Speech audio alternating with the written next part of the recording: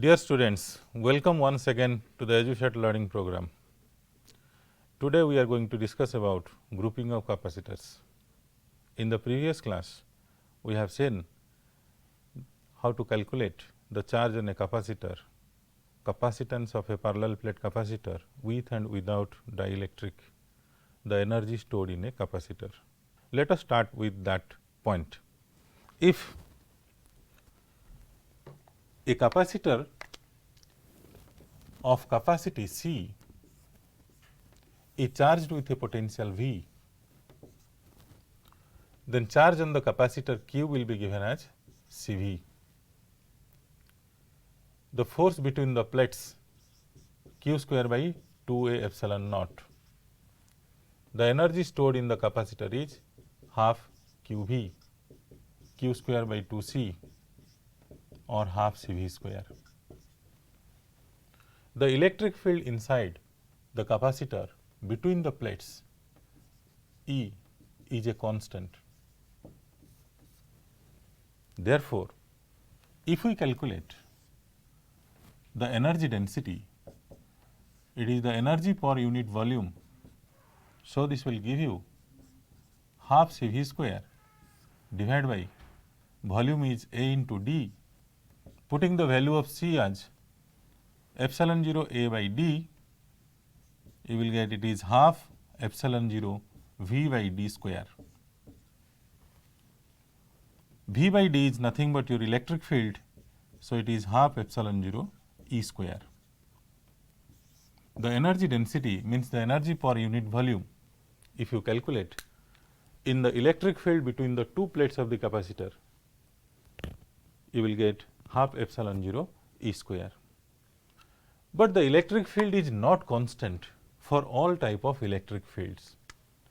As we know that your electric field may be proportional to r to the power 1, proportional to r to the power 0, proportional to r to the power minus 1, r to the power minus 2, r to the power minus 3, r to the power minus 4 and so on.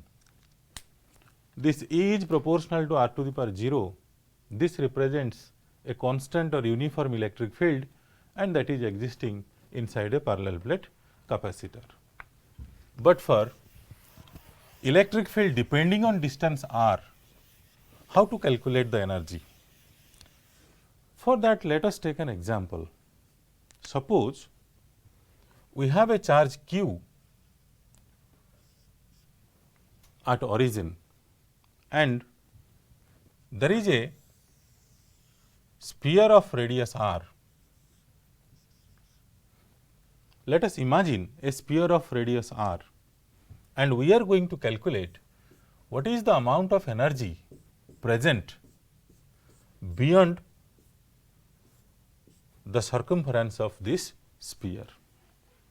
To calculate the amount of energy present beyond its circumference, we have to find out U equal to integration rho dV from r to infinity. So, integration rho is half epsilon naught E square as we have calculated, and dV is the small volume I consider at a distance r from the charge with a thickness of dr. So, this will give me integration half epsilon 0 E square is Q square divided by 16 pi square epsilon 0 square r to the power 4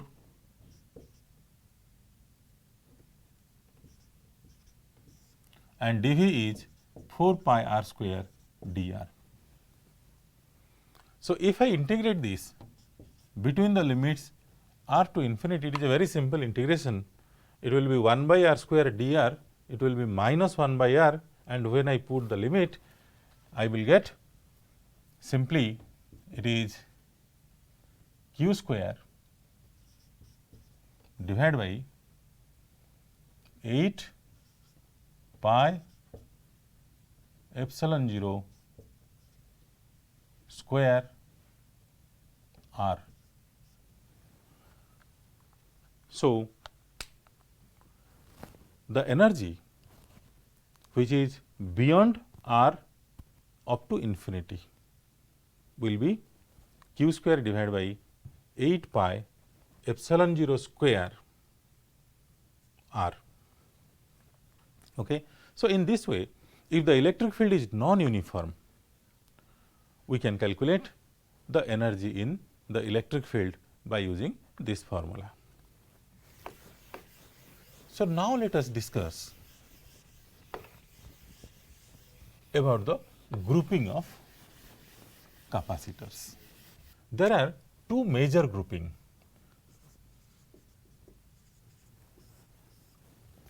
Two capacitors may be grouped in series. It means the capacitors are connected one after the other. If we consider two capacitors of capacities C1 and C2 connected to a potential V, then this potential will be divided as V1 and V2, whereas the charge Q will be same for both the capacitors. So, therefore, for capacitors in series, same charge develops on each capacitor where potential is divided. This will give you Q by C, it is Q divided by C1 plus Q divided by C2. This implies 1 by C is 1 by C1 plus 1 by C2.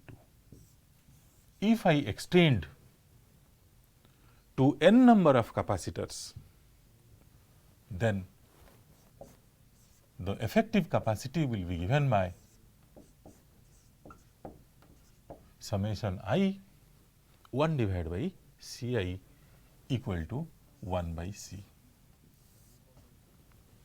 So, we see here that the potential is divided, charge Q is constant. Now, to find the individual potential V1, we know Q is constant, Q equal to CV. So, CV is constant and V is inversely proportional to C. So, V1 is C2V divided by C1 plus C2 and V2 will be C1V divided by C1 plus C2. So, in this way we can calculate the individual voltages across each capacitor. Similarly, if I consider two capacitors in parallel,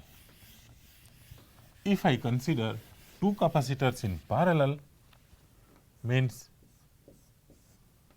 they are at same potential, but the charges are divided.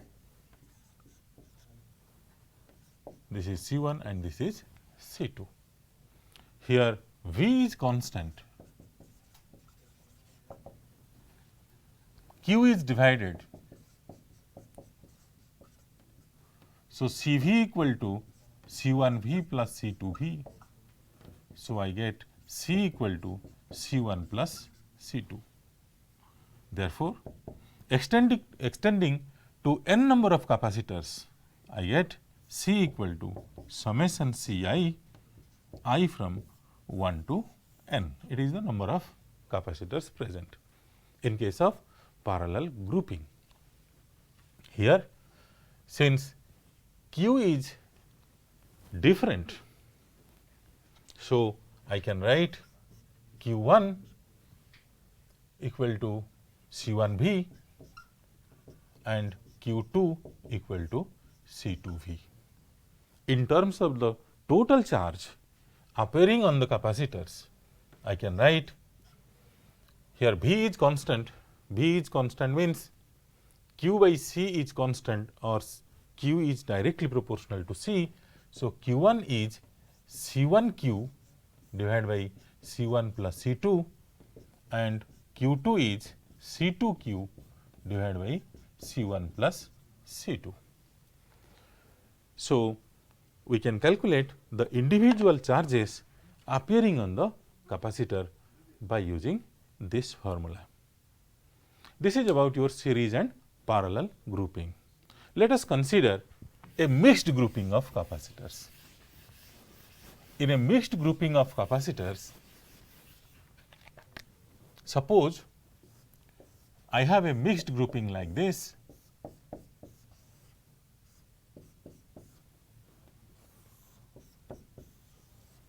V, this is my C, C and C. So, in this figure what we see that C1 and C2 are in parallel and this combination is in series with C3. So, therefore, C dash equal to C1 plus C2 and the effective capacity C will be given by 1 by C equal to 1 divided by C1 plus C2 plus 1 divided by C3. So, this implies is C will be equal to C3 into C1 plus C2 divided by C1 plus C2 plus C3. Okay. So, in this way we can calculate the capacitance in a mixed grouping. In some cases, the capacitors in a group, they are whether in parallel or in series, we cannot understand clearly. To know about the connections among them, whether they are in series or in parallel, we can adopt some simple methods. For example, let us take a small example. Suppose 3 capacitors are connected like this. This is my P and this is my Q. These capacitors are all are having capacity C. In another figure, suppose this is my P and this is my Q. In another figure,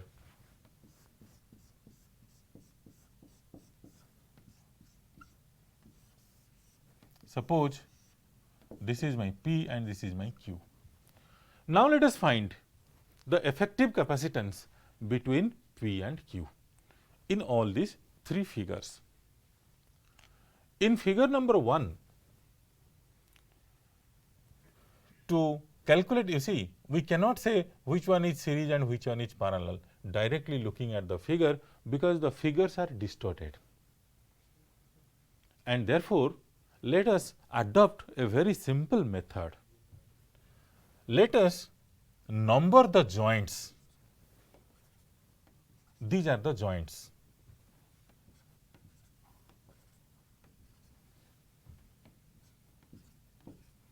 Okay. Now, let us number the joints. Now, we know that a conductor is an equipotential surface. So, therefore, in the first figure 1 and 2 are at same potential. In the same figure 3 and 4 are also at the same potential. P is connected to 1 and Q is connected to 4. Between 1 and 3, I have a capacitor. Between 3 and 2, I have another capacitor, 3 and 2, and between 2 and 4, I have another capacitor. So, what we see that all the 3 capacitors are in parallel. So, therefore, the effective capacitance C equal to, or we can say C final equal to C plus C plus C, this is 3 times C.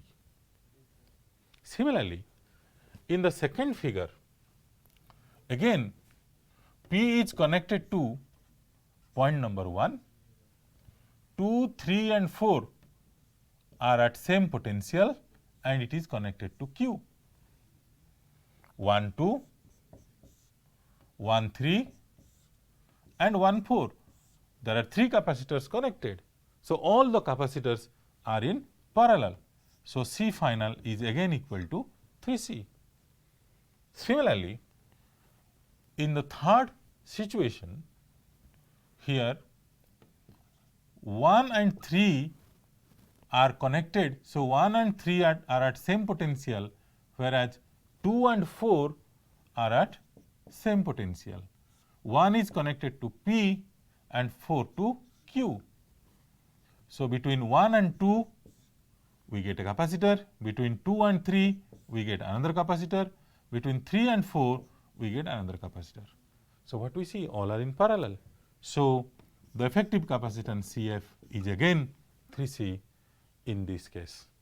Okay. There are so many other methods, we will see one by one.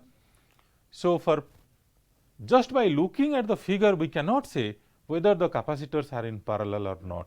We have to adopt some simple means to see whether they are parallel or in series.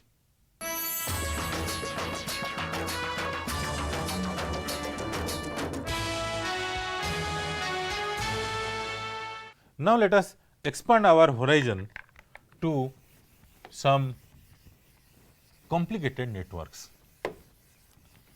If we consider 12 capacitors, each having capacity C connected on the sides of a cubical cage. Suppose there are 12 capacitors,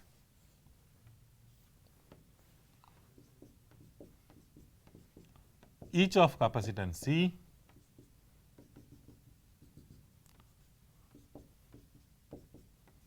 they are connected like this, and this is my P and this is my Q. Now, again we can use that potential point method to simplify this circuit. Let us number the junctions 1, 2, 3, 4, 5, 6, 7 and 8. Let us try to go from 1 to 8, because 1 is my entry point and 8 is my exit point.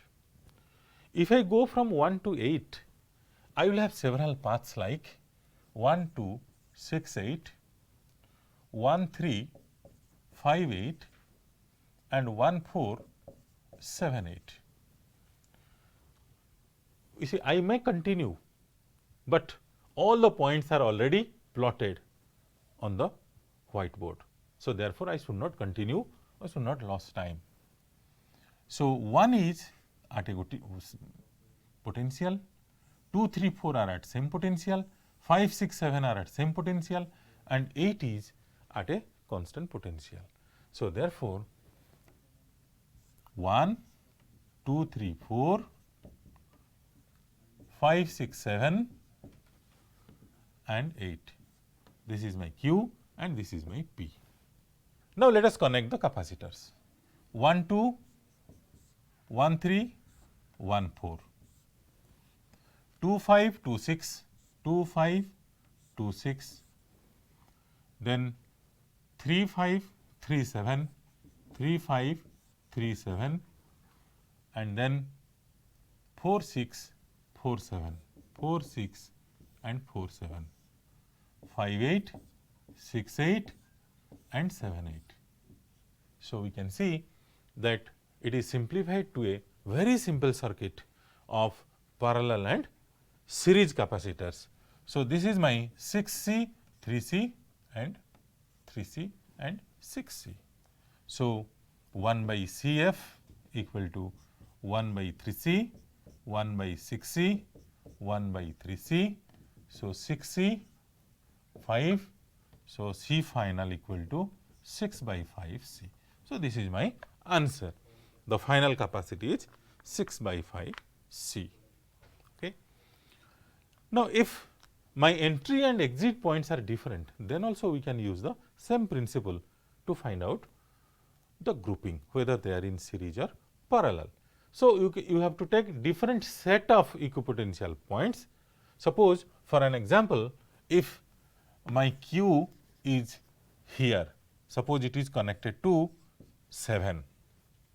So, I have two sets 1, 3, 7, 1, 4, 7. This means 3, 4 are equal potential. Again 1, 2, 5, 8, 7, 1, 2, 5, 8, 7 and 1, 2, 6, 8, 7, 1, 2, 6, 8, 7. So, 5, 6 are at equal potential. So, I can have points like this 1, 3, 4, 7, 2, 5, 6, 8. This is my P, this is my Q. So, this is 1, 2, 1, 3, 1, 4, then 3, 5, 4, 6, 3, 5, 4, 6, 3, 7, 4, 7, 8, 7, 5, 8, 6, 8, 2, 5, 2, 6. Okay. So, there are 12 capacitors, now they are joined like this. Okay. Using another concept of balanced Wheatstone's bridge, we can calculate the effective capacity of this figure. We will see after some time what is a Wheatstone's bridge and how to calculate that. So, using this potential point method, we can simplify any complicated circuit available or coming to us. Now, let us discuss about an infinite ladder. If the capacitors are connected like a ladder what we use in our daily life, suppose capacitors are connected like this. So, this forms an infinite ladder. This is my P and this is my Q. Suppose each are having capacitance C. Now, we have to notice that which one is the step which is being repeated to give us this infinite ladder.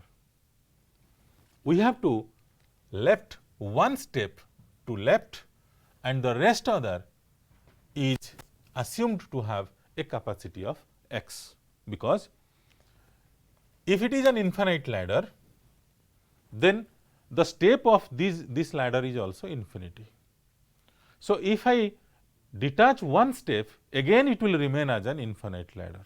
So, therefore, let the capacitance of this infinite ladder is x with one step left to that infinite ladder. Now, if I calculate the final capacity, because now this is reduced to a figure like this, P and Q, C, C, and this is my x. X is the capacity of infinite ladder with one step minus. So, the effective capacitance C again will be equal to x, because infinite plus 1 is also infinite. So, therefore, x is equal to how much? This x and C are in parallel. So, it is x plus C, and this one is in series. So, it is x plus C into C divided by x plus 2C. Now, cross multiplying, we get x square plus 2cx equal to xc plus c square. So, this will give us x square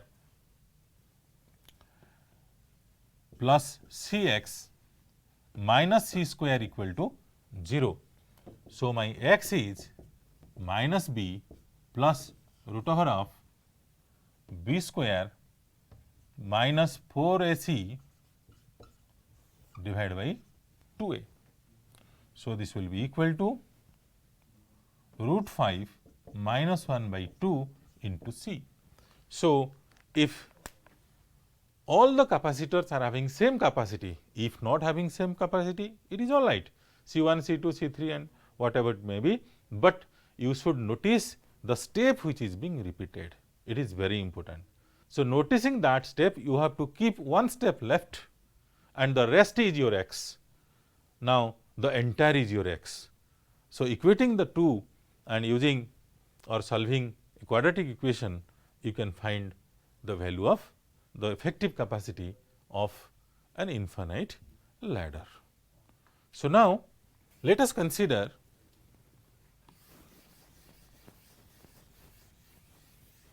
another form of capacitor which is commonly used in our daily life in radio tuner, as a radio tuner, TV tuner, etc. These capacitors are the gang capacitors. In gang capacitors, what we get? A large number of capacitor plates are so arranged that they are forming a gang of capacitors and giving us variable capacity. We will discuss about gang capacitors after some time. As discussed, a gang capacitor is consisting of large number of plates and those plates are connected. We have to trace whether the plates are connected in series or in parallel, that is very important. Now, let us take an example. Let us consider a gang capacitor having, suppose, plates like this.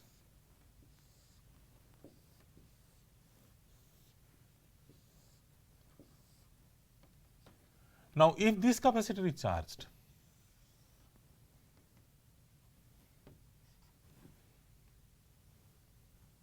then suppose this is my positive terminal and this is my negative terminal. In a positive terminal, I get a large number of capacitors, capacitor plates, as well as with the negative terminal also. Let us first develop the charges on these plates. Since this plate is connected to the positive terminal, this will be plus, this will be plus plus, plus plus, and this is plus. And what we see, at least there are 1, 2, 3, 4, 5, 6 capacitors. Similarly, the negative charges are minus, minus, minus, minus, minus, minus and minus.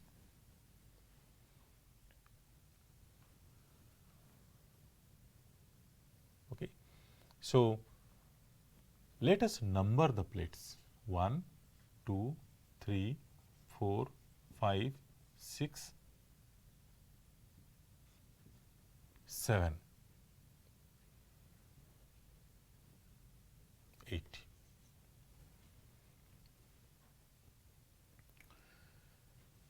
Now,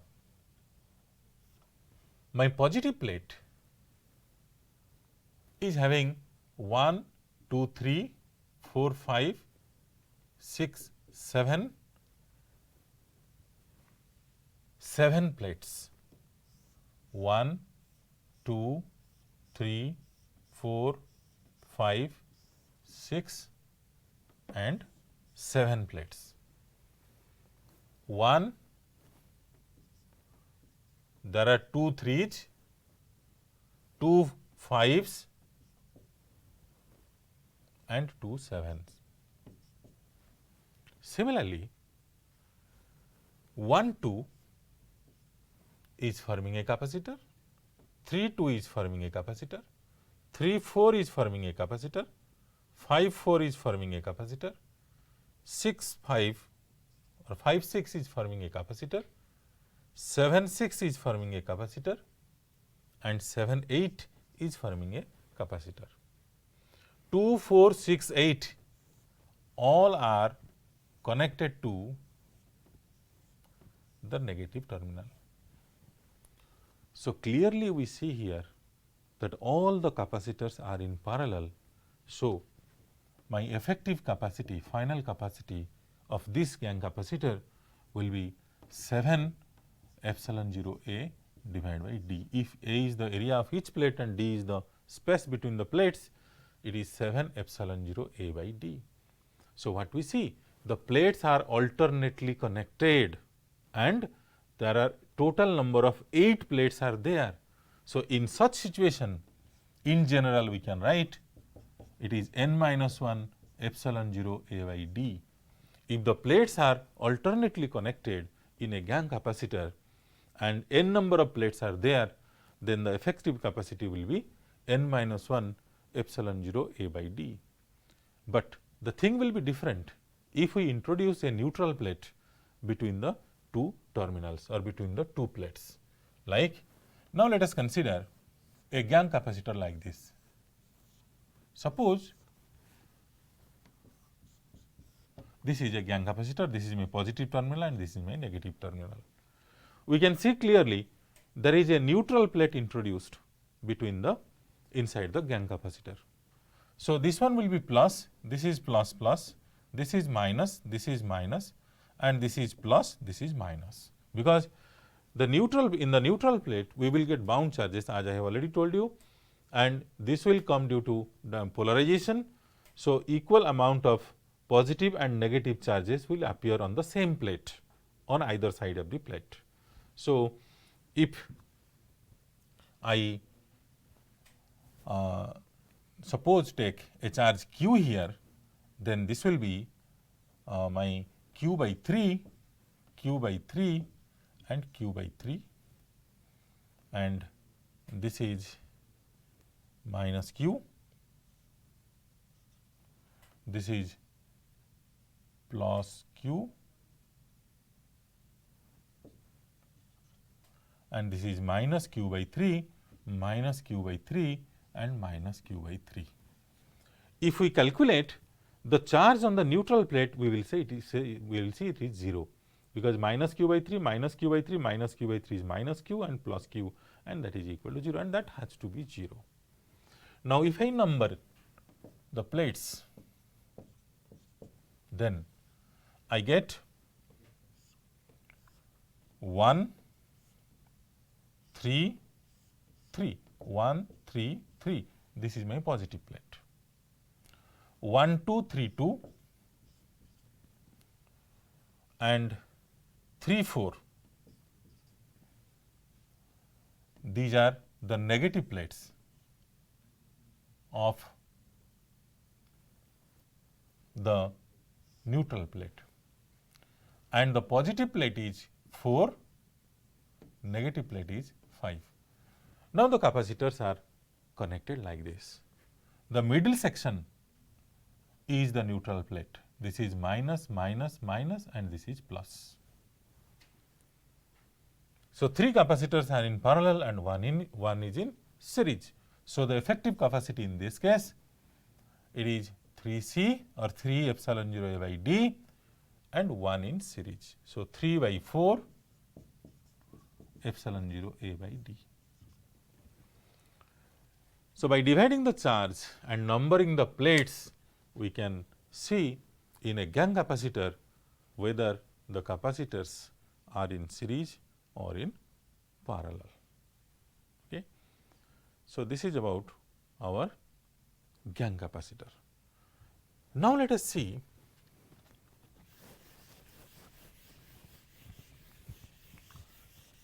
what will happen if the capacitors are connected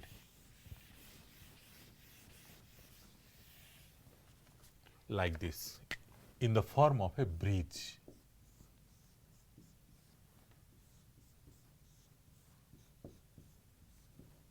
This is called a bridge.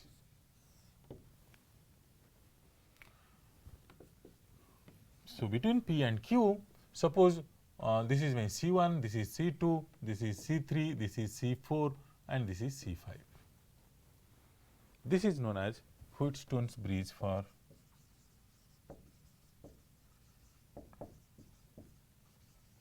capacitors.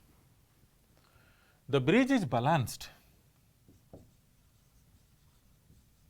if C1 by C3 equal to C2 by C4 or C1 by C2 equal to C3 by C4. The balanced condition means this is R and this is suppose S.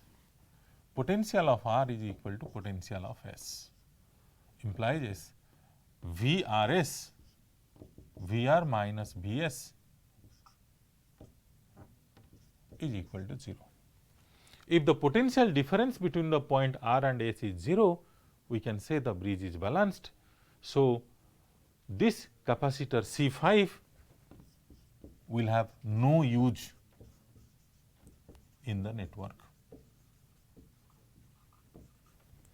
If C5 will have no use in the network, then the bridge is now converted to a very simple series and parallel network. C1, C3, C2, C4 between P and Q. Now, first these two are in series, C2 and C4 are in series, then these two are in parallel. So, in case of a balanced bridge, it is very easy to calculate what is the effective capacity, and it can be easily converted into a series parallel combination. If the bridge is unbalanced, if the bridge will be unbalanced, then we can use Kirchhoff's law or delta star transformation or star delta transformation to simplify the circuit to series and parallel, and then we can solve for the result.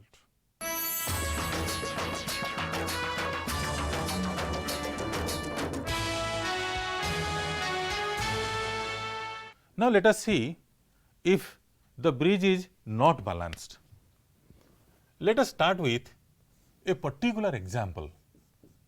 When the bridge is not balanced, then obviously C1 by C2 will be not equal to C3 by C4. Let this is my 1 microfarad capacitor, this is 1 microfarad, this is 1 microfarad, this is 1 microfarad, and this is 2 microfarad. This circuit can be solved by using Kirchhoff's law and also by using delta star transformation. We will see one by one. Suppose we are going to solve it by using Kirchhoff's law. Kirchhoff's law is summation Q equal to 0 at any junction and summation E equal to summation Q by C in a closed mesh of battery and capacitor network. Now, here we have two meshes, and in those meshes, now let us try to develop the charges according to Kirchhoff's first law. Suppose I have a charge plus Q here coming from the battery, and this is my charge Q1 developed here. So, here is minus Q1, let the charge is Q2 here. So, this charge will be Q1 minus Q2, so that minus Q1 plus Q2 plus Q1 minus Q2 equal to 0. Similarly, on this side, if this is my Q1, so this will be Q minus Q1, and this is minus of Q minus Q1, and this plate will have a charge of minus Q2. So, this plate has a charge of Q minus Q1 plus Q2, Q minus Q1 plus Q2. So, this plate has a charge of minus of Q1 minus Q2, and this is Q minus Q1 plus Q2 minus. Now, if I add these two charges, this is minus Q1, this is plus Q1, they will cancel. This is minus Q2, this is plus Q2, they will cancel, and I will get a charge of minus Q. So, if a charge plus Q is entering and minus Q is exiting, so it means that the charge development is correct. And Now applying Kirchhoff's law in the first network, I will get Q1 by 1 C plus Q2 by C minus Q minus Q1 divided by C equal to 0, because there is no battery in this network. So, what we get? We get 2 Q1 plus Q2 equal to Q. This is my equation number 1.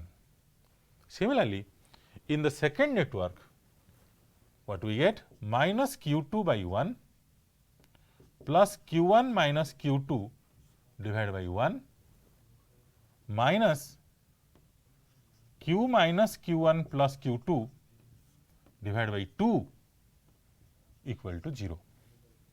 So, it is minus 2 Q2 minus 2 Q2 minus Q2. So, minus 5 Q2, this is plus 2 Q1 and plus Q1. So, 3 Q1 equal to Q. This is my equation number 2. Now, multiplying 5 in equation 1 and adding with equation 2. So, equation 1 into 5 plus equation 2. This will give us 10 Q1 plus 3 Q1, 13 Q1,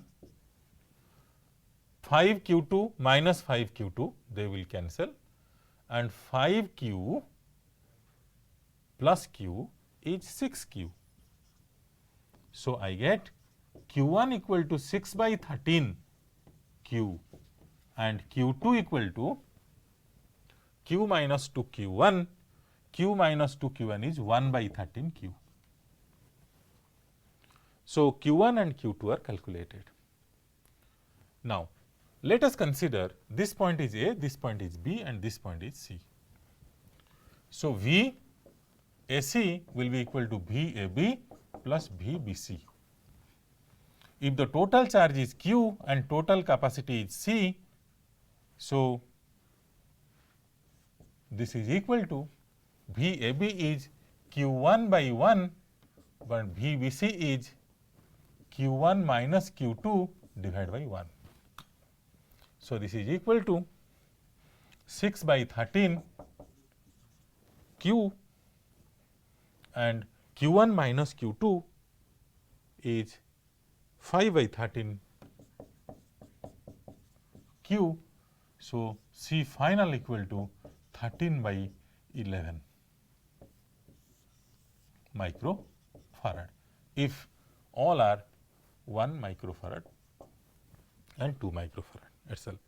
So, this will be 13 by 12 microfarad. So, in this way you see, when we apply Kirchhoff's law, first we have to do charge division at any junction, and then we have to use the Kirchhoff's second law to find out the charges appearing on different capacitors. Then we use the potential division formula to find out the effective capacity. The same thing can be calculated by a simple transformation known as the delta star transformation. What is a delta star transformation? In this figure, actually this delta is creating a problem.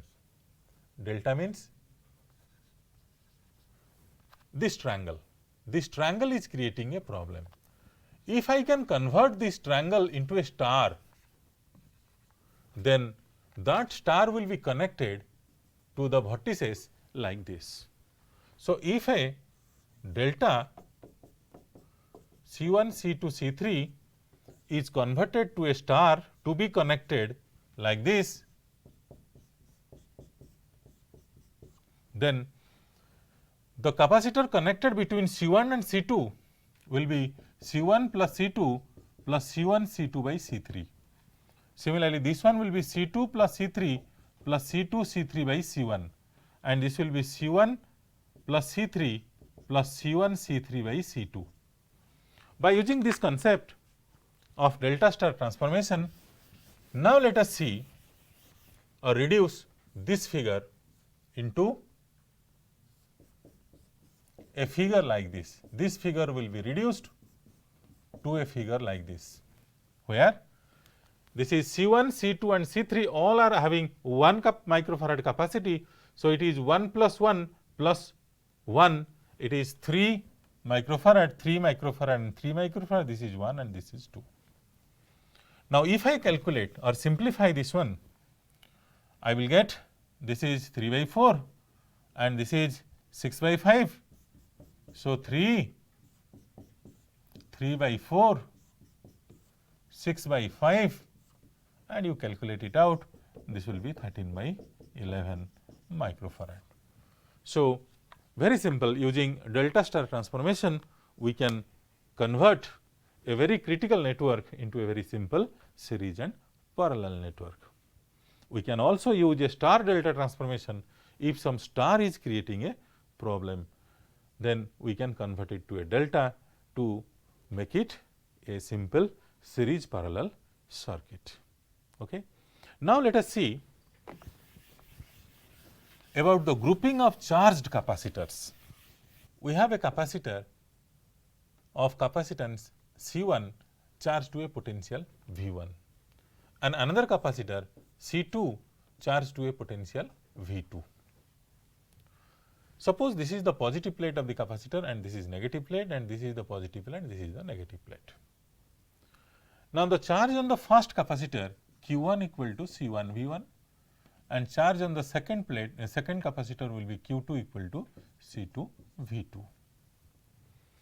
If in this case we join these two capacitors, if we join these two capacitors, charges will flow from one to the other, and after a common potential is established between the two, the flow of charge will cease. If we calculate the common potential, and that common potential will be summation Q divided by summation C, because when they are attaining a common potential, they will be in parallel.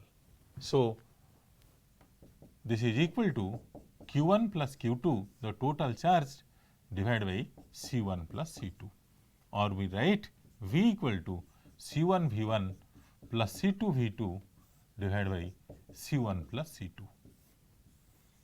But if we connect the plates of opposite polarity, then what will happen? If we connect the opposite polarity plate, then my V will be equal to C1 V1 minus C2 V2 divided by C1 plus C2, because when opposite polarity plates are connected, the charges will be cancelled. The net charge on the capacitor after connection will be Q1 minus Q2, but the effective capacity is same, because after attaining a constant potential, they will be in parallel. So, in one case we are getting it is C1 V1 plus C2 V2 by C1 plus C2 when same polarity plates are connected. When opposite polarity plates are connected, we are getting C1 V1 minus C2 V2 by C1 plus C2. So, now let us have a small question. Suppose a question is coming like this, these are two capacitors, this is my C1 potential V1, this is my C2 potential V2, this is my point A, this is point D and this is point B. If the capacitors are connected like this, then what is the common potential? Potential of D. The potential of D will be given by summation CV, means C1 V1 plus C2 V2 divided by C1 plus C2.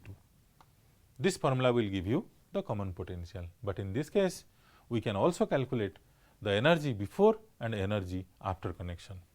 Energy before connection, U initial will be half C1 V1 square plus half C2 V2 square. Energy final is half C1 plus C2 V square, where V is the common potential, and therefore, the loss is a loss in energy Ui minus Uf will be equal to half C1 C2 by C1 plus C2 into V1 minus V2 square. If two capacitors of capacities C1 and C2, potentials V1 and V2 are connected, then the loss in energy will be half C1 C2 by C1 plus C2 into V1 minus V2 square. Okay. So, let us evaluate some small problems. Suppose there is a linear chain of batteries and capacitors. This is a battery, this is a capacitor, and this is a battery, and this is a capacitor. This is my point number A and this is my point number B. This capacitor is suppose 1 microfarad and charge on it is suppose 2 microcoulomb, and this is 1 microfarad, charge is suppose 1 microcoulomb. This is suppose 6 volt and this is let me it is 12 volt. This is negative, this is positive. Okay. So, now suppose we are to find out the potential difference between A and B. To calculate the potential difference between A and B in this situation, what we have to do is, we are going from A. My potential is VA, then plus 6 volt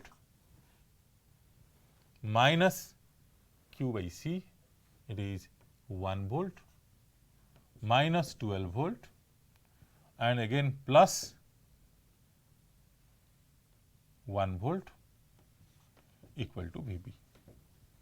So, VA minus VB will be equal to 13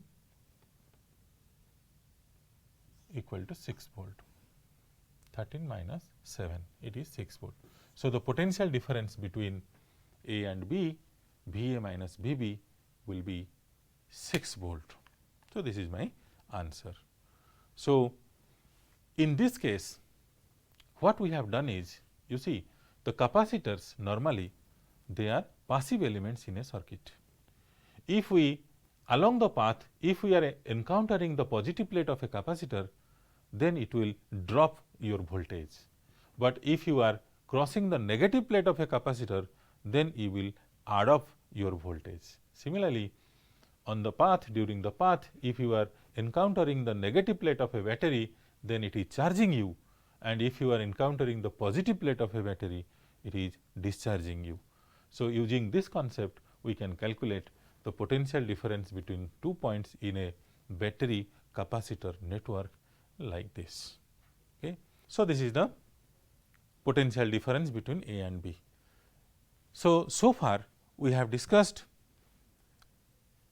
charges, charges properties, Coulomb's law, application of Coulomb's law, Gauss law, polarization of a dielectric, parallel plate capacitors, their grouping and simple applications.